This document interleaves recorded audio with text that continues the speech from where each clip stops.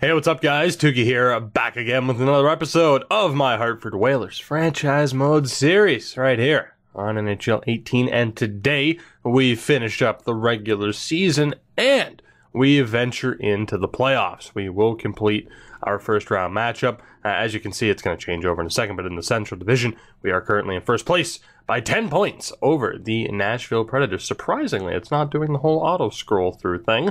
That's very nice. I didn't know that was a thing. Typically when you stop it keeps going. Anyway, you get the point. We have a fairly busy episode ahead of us today. The question heading into this episode, however, was what were we going to do with certain players of ours, particularly Nolan Patrick? What is his future with the team? What are we going to do with Lydecker and McKinnon? And the thought of maybe adding someone else into that top six instead. And as you'll be able to tell with Lydecker and with Alvin Lowry, easy for me to say, we're going to keep this team together. We're going to take the approach of hopefully changing things up with player types and seeing if that helps kind of get players to where I want them to be.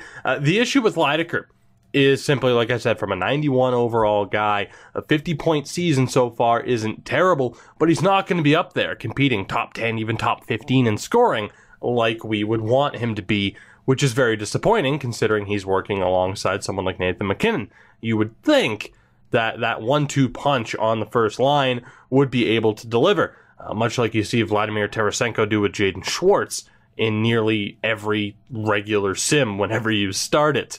The other question was Nolan Patrick. What was his future here? And because he does have an extra year on his contract, the game plan is to keep him and then move him at the draft. It was either going to be that or we move him now, right? One way or another. If we move Nolan Patrick now, we might be able to get an improvement based on his value, but then that improvement immediately gets moved at the draft anyway. For either to make room for Ron Skinner and Owen Kreider in the top six. So despite the fact that Nolan Patrick has had a lower overall this year because of his morale, he's still having a fairly decent season with 37 points. So that was the one option where we could kind of explore maybe making a deal. But regardless, we would have to then just immediately flip whoever we get anyway, as I went to the wrong spot. Tremendous. We'd have to flip whoever we get anyway, and there's no guarantee that the values would equal out, because if we try to get somebody of equal value to Nolan Patrick, say maybe not a Louis Colicco, for example, Mikko Rantanen has like a full trade value bar, say maybe someone like Sean Monahan, odds are Calgary, they're not going to want to trade Monahan, so we'd have to throw a little bit more into the deal. Tarasenko at this point may be an option, and of course that would weaken the 1-2 punch that the Blues have with Phil Quick. And for example, if we take a look at Tarasenko's value here, I mean, it is fairly low, but good luck moving that contract once we were to have acquired it. So while I still have some concerns about this team, we are going to keep it together, and we'll see how it goes. Like I said, when we continued this series, this next season, it's not must-win for us. We still have so many young players on this team and in this organization, but you would like to win within the next couple of seasons to wrap this series up with a pretty little bow. Whether or not that ends up happening, who knows, but we are going to find out. So as far as scouting goes, I haven't scouted the OHL. I honestly don't remember how I was approaching this. So I guess I'll go OHL for maybe 3 weeks. 3 weeks for the offense and defense. We start off today's episode with 2 wins. We lost 3-1 to Nashville, though. And then to Florida. Right, so I'll go back to not pointing out our wins and loss stretch because, yeah, whenever I sit here and talk about whatever success we may or may not be having, see how I'm not being very specific there, but whenever I talk about our success or lack thereof, the game's always just like, oh, you're actually focusing on what's happening and not rambling? How dare you have losses?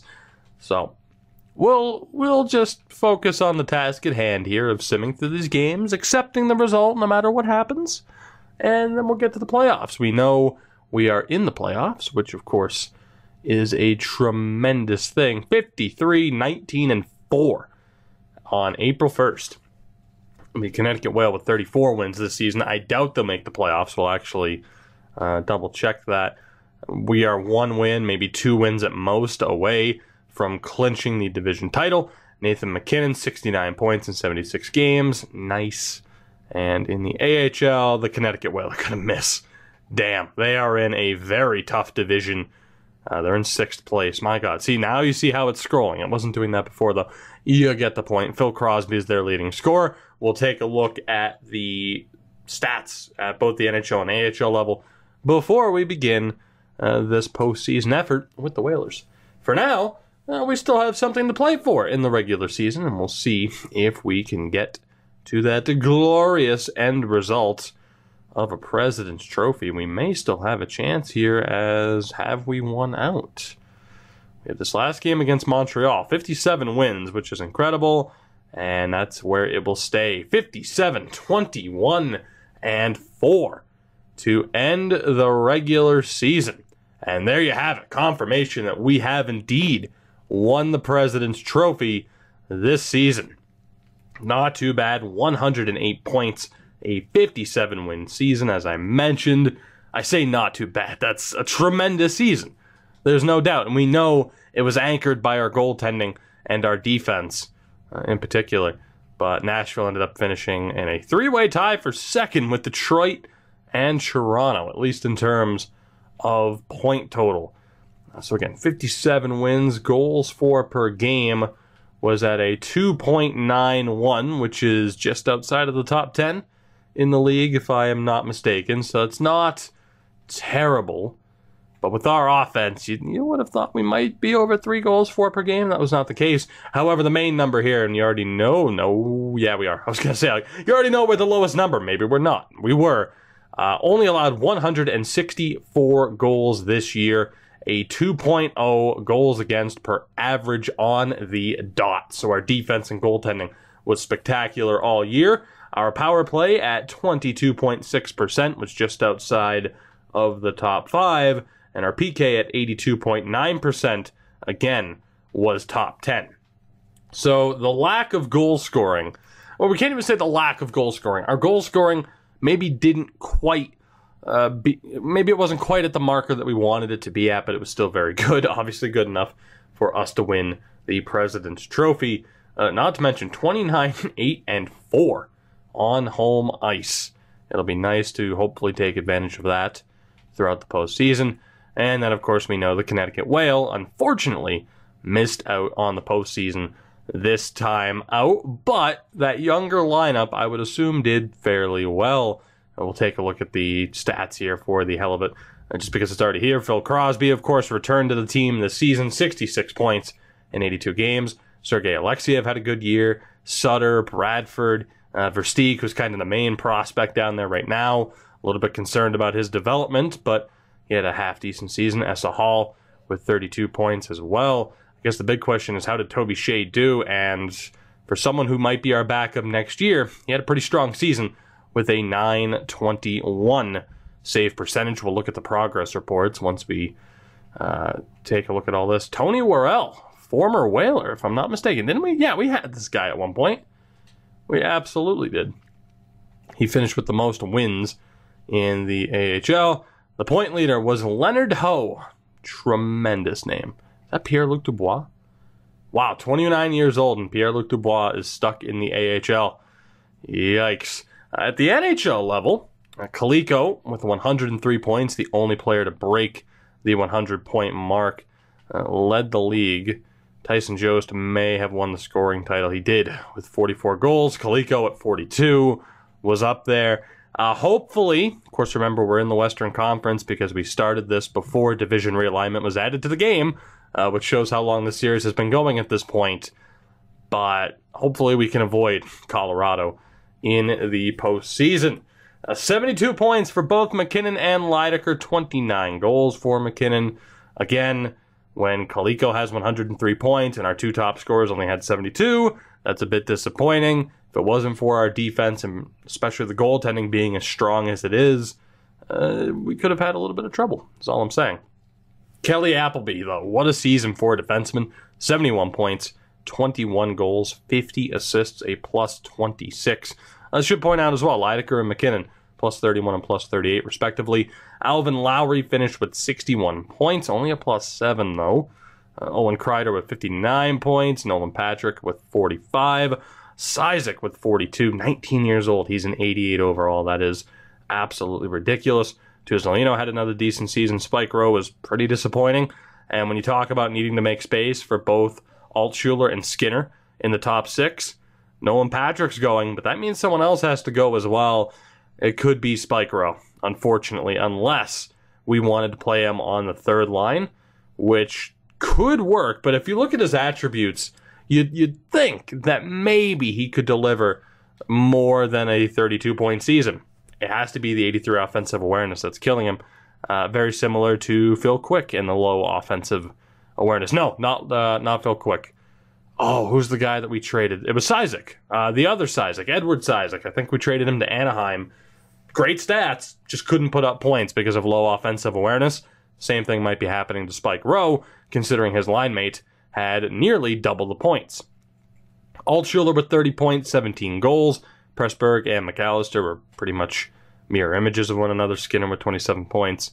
Charlie McAvoy has not put up points since he's joined this team.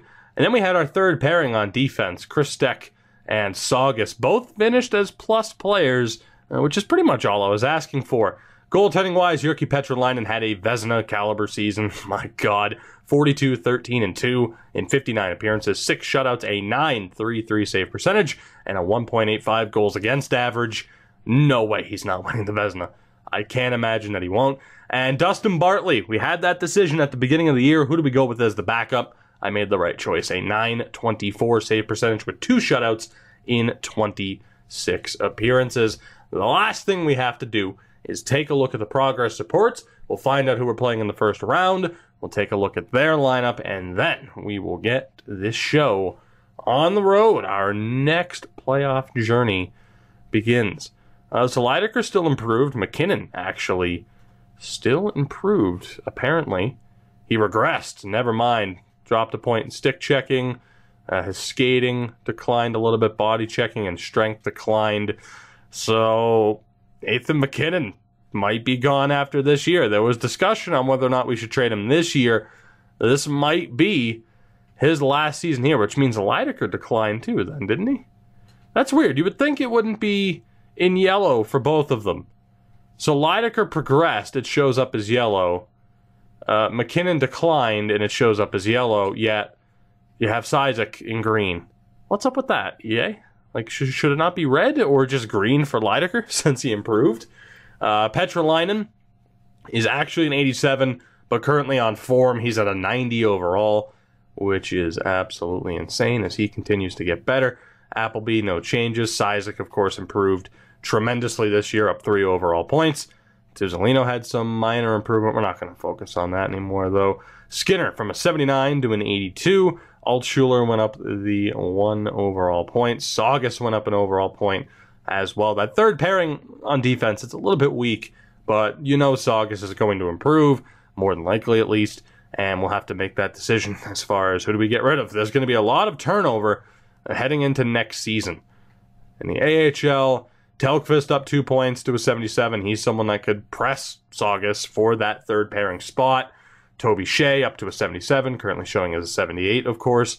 I prefer to look, as I've mentioned, at natural growth as opposed to statistical. Alexiev's at a 77. Vladimir Kostitsyn had a great season. He's up 5 overall points. Wellwood and Flood both improved. Sutter, Bradford, and Sanford improved. Scrashens was up 2 points to a 66. Wow, 22 attributes modified. Ranta up 4 points to a 66. Alexiev improved. Laflemme improved. Petterstrom. Kessel, not really. Schubert went up 2 overall points. Versteeg as well went up by 2. Essa Hall only up by 1.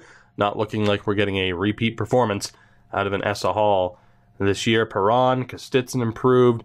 Boutin really improved, up 4 overall points. for the 19-year-old, and that is that. Jonathan Celios, of course, was a healthy scratch for the Connecticut Whale, if I'm not mistaken. Might have been him or the other guy. It was a medium top 9 guy who was scratched. Anyway, there you go. There's the full recap on the stats. So let's find out who we're playing in the first round. I think it's Tampa, right? I was looking at the standings. I think there were 5 mentions. I'm pretty sure we're playing Tampa in the first round. Yeah, it's going to be Tampa. 100%. It was Eastern Conference. Never mind. What am I saying? I keep forgetting. That's why I point out. I know a lot of you are probably like, oh yeah, well, you point out all the time that you're in the Western Conference. We know at this point. It's because I keep forgetting. I mentioned it in this episode earlier, and I still forget because I'm just so used to Hartford being in the Eastern Conference. Unfortunately, I didn't get my wish. I'm playing Colorado. We're playing Colorado in the first round. Shit. Well, in fairness, there were all 5 or 2, both wildcard spots were in the Central. How did Colorado have that scoring ability and barely sneak into the playoffs as the 8th seed? I don't know. Well, we would have been playing Tampa if we were in the Eastern Conference. Instead, we get to play the Colorado Avalanche. Now, of course, we know some of their players at this point, ColecoVision included, and actually Anaheim. I don't see that guy I was talking about earlier, Sizek. Oh, that's because he was in the Montreal series. Well, case in point for the Montreal series. There you go. Damn, I am on my game today, aren't I? Anyway, oh boy, that top line. Mikko Rantanen, Tyson Jost, and Louis Colicco. That scares the hell out of me. Second line is Pavel Zacha, who's actually a first-line player on the second line, with Albert Cahill, former 5th overall selection. Didn't quite pan out for them. And Keith Harding, in saying that, I know Cahill's going to rip me apart.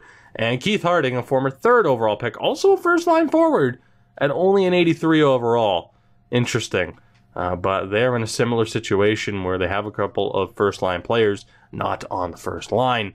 Third line starts off with Robbie Fabry. They have Mr. Golden Knight himself, Reed Duke, and Benjamin Foss, former 3rd round pick, I should say. As I tried to fight off that burp, I couldn't do it.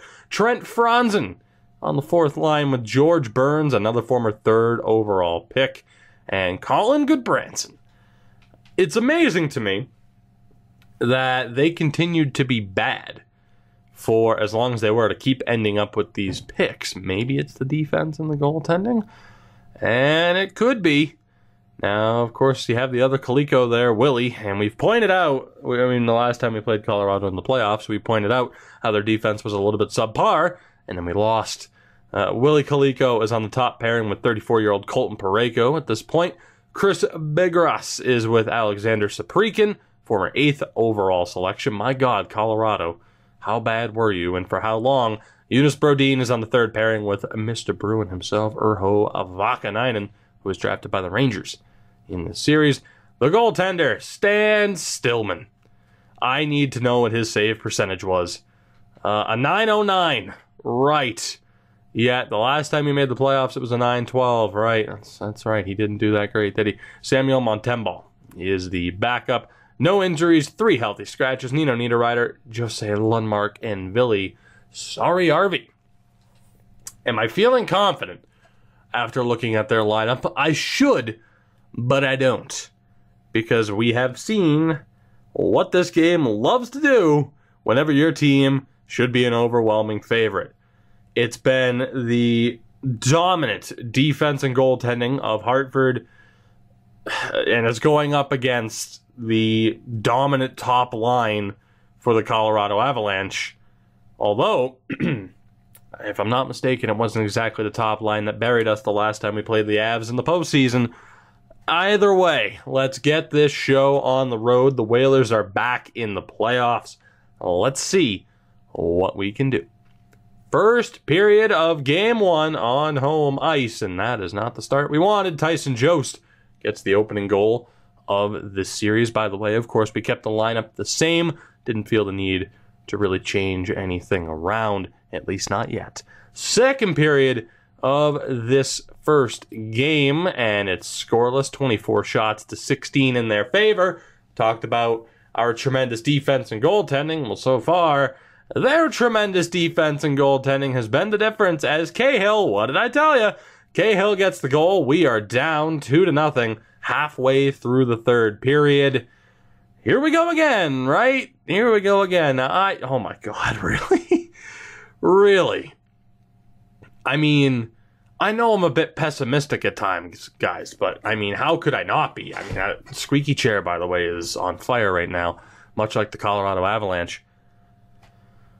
Like I said, on paper, do we have the better team? Absolutely we do. That doesn't mean a damn thing once you get to the postseason. Tyson Jost with a 2-goal game, Stan Stillman with a 25-save shutout, and Kaliko with 2 assists. Cahill didn't even get a shout-out in the 3 stars. And we are trailing, and already our home ice advantage has been neutralized by Colorado. Right, shutout in Game 1. Not a tremendous start. Now, we're not going to make any panic moves just yet, but needless to say, if we struggle in this game, it might be worth changing things up. Right, at least we didn't lose 9-1 in a playoff game like Arizona just did to Calgary. Game 2. Game 2, it's pretty much a must-win. I mean, you don't really want to start off a series by losing the first 2 games at home. So let's not do that. Let's get a win. First period of Game 2. Holy hell, that's exactly what we needed, and I certainly didn't expect that to go our way. Cristiano Wagner, Nathan MacKinnon, and McAllister. No, I don't remember his first name. It's Ralph. I'm 99% sure now. 3 goals on 8 shots in the first period. We were outshot 11-8, but we have the lead. That is what we needed. A couple of quick goals there from Wagner and MacKinnon, 3 minutes and 4 seconds apart. 5 minutes later, just under 5 minutes later, McAllister adds the third. That's a strong start, but we still have 40 minutes of regulation to go, or 40 minutes of hockey left in regular. You know what I'm saying. Second period is scoreless. That's exactly what we needed. Now we're out shooting them 23-17. We are 20 minutes away from tying this series up. We couldn't take advantage on the power play there, but that's okay. I'm feeling good. We kill off their power play chance. We're just trading power play chances. 5 minutes to go, and the Hartford Whalers flip the script. 3-0. Another 3-0 game. Colorado takes Game 1 by the score of 3-0 with a 25-save shutout for Mr. Stillman. And in Game 2, Jyrki Petrolainen with a 24-save shutout. A 3-assist night for Travis Isaac, but, however, hold your horses, because Samuel Montembeault was the goaltender. And he did extremely well, but he's not the one that gave up the 3 goals. So I'm guessing they decided either there was an injury or they decided to remove Stillman from the game very quickly, and I think that's exactly what they did. Montembeault did an amazing job shutting us down. 26 saves once he came into the game, just under 49 minutes of ice time. So Stillman, not injured. He just got pulled after letting up those 3 goals to start the game. Montembeault did his job. Unfortunately, the offense for the Avs couldn't quite get going. So now, the series shifts to Colorado for games 3 and 4. I don't know where the hell to scout right now. Let's go to Mother Russia, I guess. 2 weeks. Why not? Game 3. Let's jump right into it. We're not going to change anything. The question is, will this trend continue of shutouts? 3-0 final in each of the first 2 games. I doubt that'll continue, but in a way, I'd be pretty amazed to see it happen. First period of Game 3 is scoreless. They outshot us 10-7. Second period is not scoreless. Nolan Patrick, Mr. Whaler. He spent his entire career on this team, and he gets the goal in what could be his last postseason series as a Whaler. We're outshooting them 18-14. We have the 1-0 lead heading in to the third period as we have a power play chance early. Lucas Lydecker makes it 2. 25 shots to 17 in our favor. We haven't had a shot for a couple of minutes. There we go. We're up to 26 now. 6.5 to go. A late power play chance. It disappears very quickly. 2.5 to go. And my God, talking about our defense and goaltending, well, they've shown up now, haven't they? Back-to-back shutouts for Jyrki Petrolainen. And the Hartford Whalers come back from losing the first game. We now have a 2-1 series lead. Stan Stillman had a very strong game. Leidecker, your third star. 2-0 final. Back-to-back shutouts for Jyrki Petrolainen. The 2-1 series lead is in our favor, which is not something I was really expecting to say after that horrific first game. Game 4. Let's go for it. We really got nothing changed, nothing to look at. The lineup will remain the same. As much as I was nervous that Game 3 wouldn't kind of continue the trend, I'm fairly certain Game 4 won't continue the trend. At least it won't go in our favor. I have a feeling we're going to head back to Hartford for Game 5 with a 2-all series. Let's find out. Game 4, first period. And there you go. It's a goal apiece. Robbie Fabry and Eric Tuzolino, who got the goal back pretty damn quickly. 13 shots to 10 in their favor. Second period, that is what we needed. Nolan Patrick and Charlie McAvoy. Of course, Nolan Patrick, all eyes are on you at this point. And then Charlie McAvoy, I called you out for your goal scoring and your point producing not quite being where we needed it to be. He gets the goal here, 22 shots to 21, but 3-1 on the board as we begin this third period. One more goal could be the dagger. We have a power play opportunity for a good 5-6 minutes now. My God, how did we not score on that? Halfway through the third, a power play chance for Colorado is gone. 5 minutes to go. Jyrki Petrolainen shuts the door.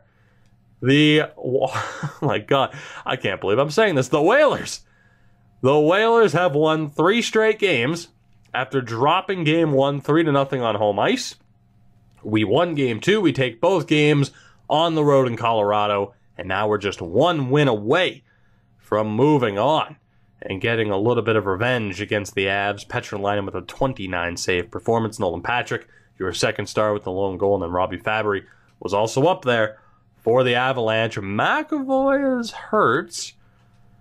Will he be 100% for Game 5? That's the question. Let's go take a look. I don't want to play him in this game, as Nolan Patrick is our leading scorer through 4 games. I don't want to play McAvoy in this game if he's not 100%. I don't want to risk injury. He is not 100%, so let's see who we can call up, because I'm not going to have him play and get further, and suffer further injury. It's not going to happen. So it's Telkvist, it's Telkvist, or maybe even Crosby. Let me take a look at Telkvist here. He's actually fairly well-rounded offensively. You know what? I mean, I know Crosby's a fan favorite. It's the right call, though, to give it to Telkvist. Because, I mean, either way, we would be just subbing him in directly. But we're going to go with Telkvist here. He is listed as an offensive defenseman as well, which is probably a good call. His shot's a little bit lackluster. I'd probably change him over to a 2-way. But for now, he's going to be able to play the role that we need him to play, as we're just going to go best lines down in the AHL. So no Charlie McAvoy for this game. Telkvist is in. It's an elimination game. We're up 3-1 in this series. Game 5, let's go. Shall we? Let's do this. First period, back on home ice in Hartford. Can we make the most of it? First period, not the way we needed it to go. Robbie Fabry, the lone goal. Second period is scoreless, and this is very eerily reminiscent to Game 1. 24 shots to 16 in our favor, but we're down 1-0 as we begin the third period. Yep, here we go. Right, Harding makes it 2-0, and we are in a little bit of trouble here now, aren't we? Halfway through the third period, time is running out. It's looking very likely that we're going back to Colorado for Game 6. We don't score on that power play. Nolan Patrick with 2:15 to go, and then Tyson Jost with the empty netter. So at least we didn't get shut out on home ice for a second time, but we do lose Game 5 by the score of 3-1.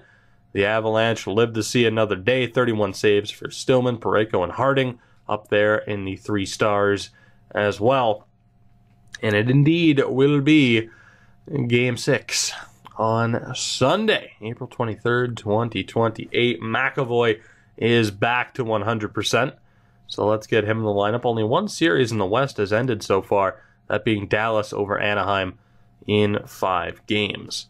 So Tellqvist was a +1 at the very least. So we didn't have a miserable game, but obviously we'll get McAvoy back into the lineup. We still won't change anything with the lines unless we have to panic for a Game 7, which of course I'm hoping to avoid. We've won both games that have taken place in Colorado so far. Let's hope that that particular trend continues of us winning games on the road. Game 6, first period, and that is a disastrous start. The Colicos, Willie and Lewis. McAllister gets a goal back. Robbie Fabry makes it 3-1. 3 goals on 7 shots allowed by Jyrki Petrolainen, all of which were outside shots. Yikes. Second period, can we start to battle back into it? We did. Nathan MacKinnon gets the first goal. Unfortunately, Rantanen and Franzen make it 5-2. For the love of God, can my coach please, can he sub out Petrolainen? Now would be the time, coach. Take him out.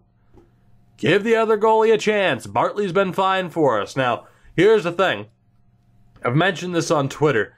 For those of you who are watching this, of course, as these videos are going up, very shortly I should have a franchise mode wish list for NHL 19 coming out. If you're watching this in a playlist, sometime after this video has been released, hey, try to track down that video. Point being, while I do have quite a few things in mind, it would be nice to have the option right from this menu, like, okay, you click in the left stick to filter. What if I click in the right stick? Can that change my goaltending? Or if I click in the right stick, I can change my lines from right here. That's something you can do in, say, a text-based game like Franchise Hockey Manager. How nice would it be to be able to see how my players are doing? If someone or a line's having very bad, a very bad time, a very bad game, for example, how great would it be to be able to hit edit lines, change things up, take the players, maybe even drop the ice time of the players of the line that's struggling. That would be nice. And in particular, of course, this rant started because it would be very nice to be able to put my backup goaltender in as Petrolainen is getting shelled. Anyway, third period, let's go, shall we? Of course, we will more than likely be seeing Game 7 back in Hartford. McAvoy scores, which is great. He also scored on Montembeault, which could be an interesting factor. We waste a power play chance. 7:40 to go. Power play chance for Colorado is gone. 3 minutes remaining. And indeed, we are going to Game 7. A 3-1 series lead has evaporated. Louis Colicos a 2-point night, 3-point night for Tyson Jost, and a 2-point night for Mikko Rantanen. The top line delivers for the Avs, and we are facing another horrific elimination at the hands of the Colorado Avalanche. All the other current ongoing series in the West, besides the one sweep, every other series is going to Game 7. Every series in the East is done. We'll take a look at the lines. Lydecker, not good enough. 3 points is not good enough. Same for MacKinnon. Let's see. Rowe is just miserable right now.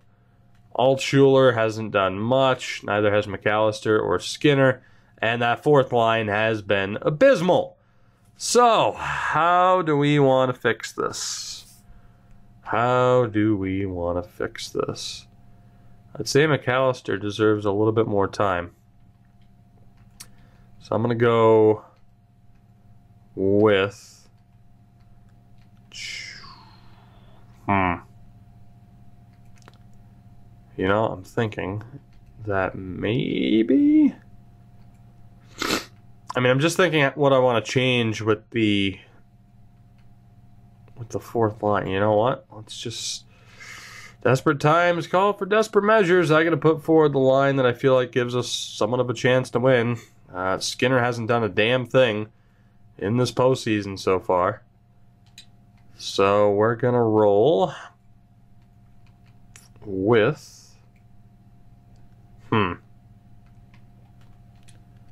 You know what? I'm thinking that maybe, because I want to split up McKinnon and Lydecker.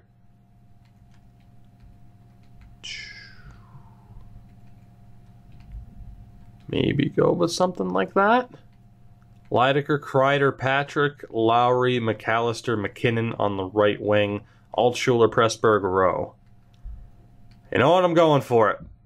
I'm going for it. Desperate times call for desperate measures. We might as well just throw a random combination out there. And in fairness, our top defense pairing that have been tremendous for season after season have been struggling. So we're going to bump up Cizik with Tuzolino. And unfortunately, that means Kelly Appleby's going to be down to the second pairing. Jyrki Petrolainen's done all right, although the last game was a bit of a disaster. Game 7. Can't believe I'm saying that. That's, of course, not the first time I've said that particular sentence, as really this series has been very strange, at least to me. We dropped the first game, 3 straight wins, and then we are outscored 8-4 over games 5 and 6. That's led us to right now, Game 7 on home ice. We've changed up the lines out of pure desperation. Let's see if we can survive this scare, or if Colorado is destined to, ruin my life again. First period of Game 7, and that is not the start that we needed. Reed Duke gets the goal. Right. The outshot is 10-8. Second period is scoreless. Have we not seen this exact script multiple times now in this series? 24 shots to 16. Our backs are against the wall. Down 1-0 at the start of the third period here in Game 7. McKinnon, Lydecker, Lowry, Patrick, Kreider, Rowe, Pressburg, McAllister, someone, Cristiano Wagner even. And Koliko strikes again. 5 minutes to go. Appleby, Tuzolino, McAvoy, fucking somebody. Oh my God. Maybe we should have ended this series. Maybe we should have. We come back after thinking it was the right time to end this series. We go through one more season. We win the damn President's Trophy, only to be eliminated by the 8th seed Avalanche in 7 games after having a 3-1 series lead. Absolutely tremendous. Sickening. Here's your look at the stats. I don't even care to look at this team, to dissect this and say, here was the problem. I don't care. We didn't get the job done. It looked good. I wasn't against the idea of keeping the team together, as so many of you thought we should. And it didn't work because magic. Wow. Out again in the first round. Let's take a look here. At least we did better than Montreal, only scoring 1 goal in 4 games. We had 13 goals in 7 games. We gave up 14. All right, 21% power play. Penalty kill was 89.5%. I don't get it. I cannot understand how the Colorado Avalanche are magically kryptonite for us. It just doesn't make sense. Guys, that'll do it for this one. Yeah. We'll see what the future of this series is at this point. Because what's there to do? Nolan Patrick's gone if we continue. McKinnon's probably gone. Lydecker needs to start proving to me that he can actually contribute as a 91 overall should. Not to mention his history in the playoffs. I mean, we know we can get it done, yet the last 3 trips to the playoffs haven't been great. I mean, last year, 4 points in 3 games is all right, I guess. But still, he has 2 goals in his last 15 playoff games. 2 goals! He might get traded. I don't know. We'll see what happens. I thank you for watching the video, of course. You know what you can do to support me and the channel beyond just watching the video in the first place, of which, of course, I'm appreciative. Leave a like and subscribe is what I'm saying. Links are in the description to Twitter and Twitch, as you should know by now. Give me a follow on both of those platforms if you haven't already. And until next time, guys, if there is, in fact, a next time, have a good one. Take it easy. Oh my God, we just blew it again.